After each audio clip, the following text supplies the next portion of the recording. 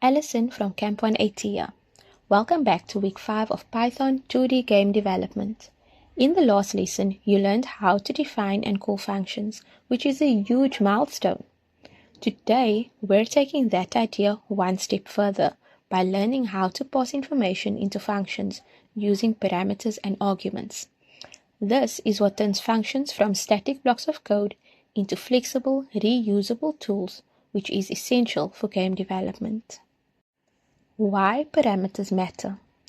Right now, your function probably looks something like def say hello, empty parentheses, followed by a print hello player statement. That works, but it's very limited.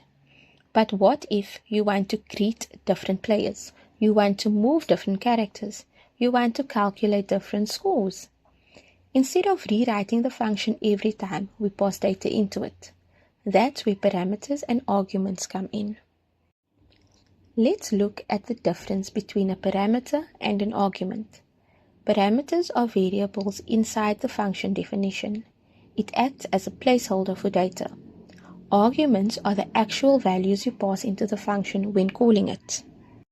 Here's an example of a function with a single parameter. In your Python file, type def greet underscore player, open parentheses, name, close parentheses, colon, then print hello, name. Here, name is a parameter. Now call the function by typing greet underscore player, open parentheses, Ryan, close parentheses. Note that Ryan is an argument. Think of it like this. Parameters are the labels and arguments are the values.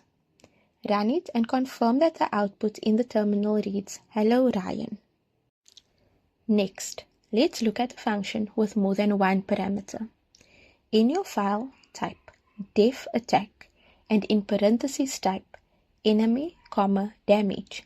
Then print enemy takes damage, damage. Calling the function requires two arguments, enemy and damage.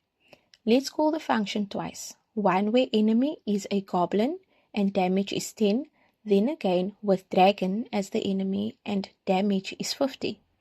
Note the output. Goblin takes 10 damage and dragon takes 10 damage. This is powerful for games because enemies' health, speed, position, score can all be passed into functions dynamically. Without parameters, you'd need multiple functions. For example, function 1, def attack underscore goblin, empty parentheses, print, goblin takes 10 damage. And function 2, def attack underscore dragon, empty parentheses, print, dragon takes 50 damage. Then call attack underscore goblin and attack underscore dragon. The attack function with parameters enemy and damage keep the code cleaner, shorter, easier to update and more professional. Some common mistakes to avoid. Mistake number 1, forgetting to pass arguments. For example, a function with a parameter, name, and then calling the function without any arguments. Python will complain because it expects a value for name. Mistake number 2, mismatched number of arguments. For example, if a function has 2 parameters, but you only pass 1 argument when you call the function. If you define 2 parameters, you must pass 2 arguments. Mistake number 3, confusing variable names. You must use the parameter name, not a different variable. And remember that name with a lowercase n is a different variable to name with a capital N.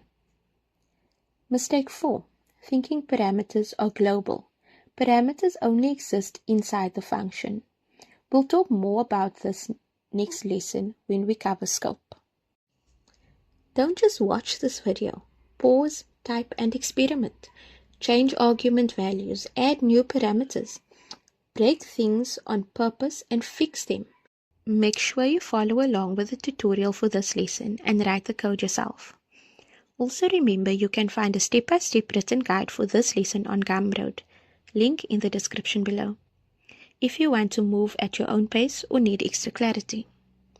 The homework assignment for lesson 14. 1. Create a function called player underscore stats that takes name, health, and speed.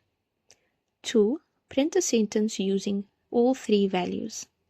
An example output would be, player Samantha has 100 health and 5 speed. Then call the function at least 3 times with different values. If you want a challenge, create a function called calculate underscore damage that takes base underscore damage and weapon underscore bonus, then print the total damage.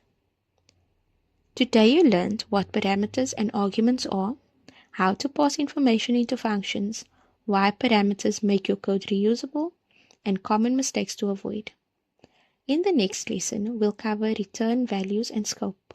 You'll learn how functions can send data back to your program and control where variables exist and where they don't.